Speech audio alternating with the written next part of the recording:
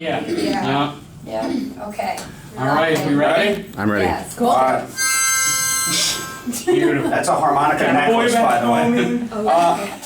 Okay. Brad and Pup Show, and we're kicking it off with a harmonica sim right there. We have Halsey with us. That's me. All right, so we're just gonna break the ice immediately. We heard in an interview recently that some of your fans are sending you nudes, and you've actually bought them pizza on occasion. So I want to know. I don't think those are related. Regardless, what's your biggest creeper fan story? Wow. Let's see. I think that. I don't know. My fans are pretty great. My fans are pretty respectful most of the time. Yeah, I haven't had anything too creepy happen. A lot of them know where I live though, and they show up at my house sometimes, which is I'll leave and be like, "Hey guys, I love you," but I'm just trying to go get some breakfast. So. Is that considered a superpower? When people just send you nudes though? That's my superpower. You don't do it. What's your superpower? Oh, people just send me nudes. Yeah. I don't have that, by the way. You don't? No. None of us sharing that superpower. I think one look at me, you're not thinking that happens. Well, there's definitely too much of a good thing. So I'll tell you that much. We're the guys that go in the pool with the shirt on. Yes. All right. 100%. Yeah. Nobody wants that. I respect the pool shirt look. Would you be able to admit? We're going to talk about this tomorrow on the show. Would you be able to admit that you are better looking than your significant other? Because a lot of I'm people. way better looking than my boyfriend. Ooh! I'm just kidding. I'm just saying that because I know he's gonna watch this later. No, I don't know. I don't think I would. Come on now. Maybe in the past. Not in my current situation. That's a good answer. My man's pretty handsome. He's tough competition.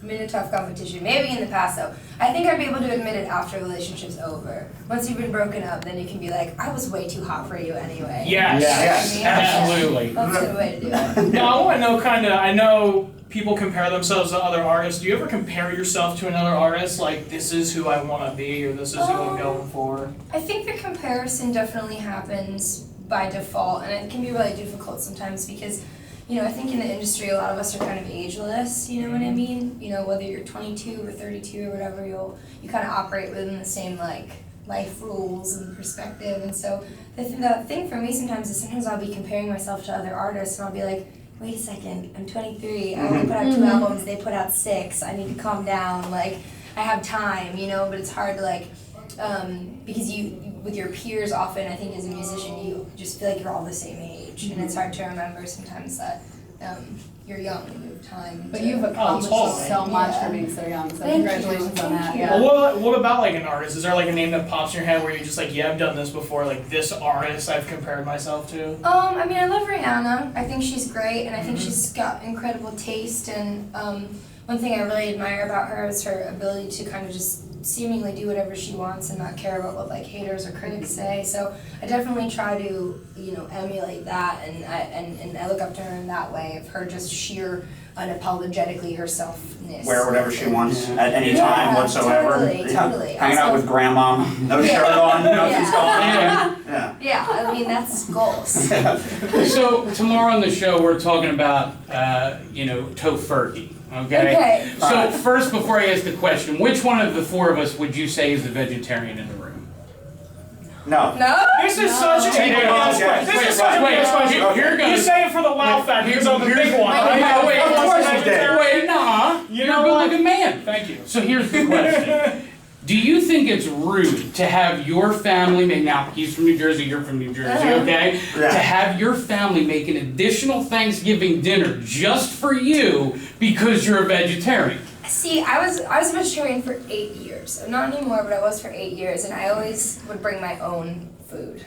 I would prepare my own food. Okay. So we lost one. Okay, but if you're... Well, I'm new to it, so I'm speaking I've been a part of it my whole life. Yeah, I think it depends. If there's more than one vegetarian in the group, I think it's acceptable to ask for, a little consideration. But if you're the only one, you gotta bring your own meal. You're eating ramen, my guy. Girls gotta eat. You're eating top ramen in the corner. Have you ever had tofurkey? I mean, what is it? Do they form it into a turkey? Or turkey neck? Is it in a can? I imagine it's probably just slices of grilled turkey. It's all about the sides on Thanksgiving. No one cares about a tofurkey. It's about the sides. I agree. I'm a mac and cheese girl. myself. You go. I actually have a question. Didn't discuss it, so spoiler alert. Female to female, your hair is awesome. It changes like Thank every you. show. It changes all the Yes. time. How do you decide when you're gonna be blue, when you're gonna do cornrows, when you're gonna do short? I think, one thing that's been really fun for me is that I've kind of been constantly changing my look, and I think I do it on purpose because it doesn't really confine me to anything.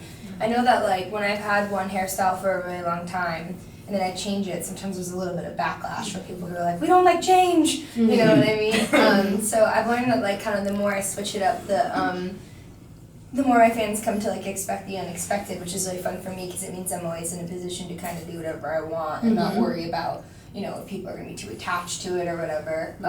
It's definitely a disclaimer when I get into relationships. I'm like, I know I look like this right now, but you better like me no matter how I look, because if you fell in love with a girl with a short blonde pixie cut, that's not who I'm going to be in a couple weeks. Well, you're husband. I say that to my boss. He looks at me. He's in the room back here. He's like, look, you wore a button shirt 2 days in a row. I'm like, oh my God, I'm now the office slob.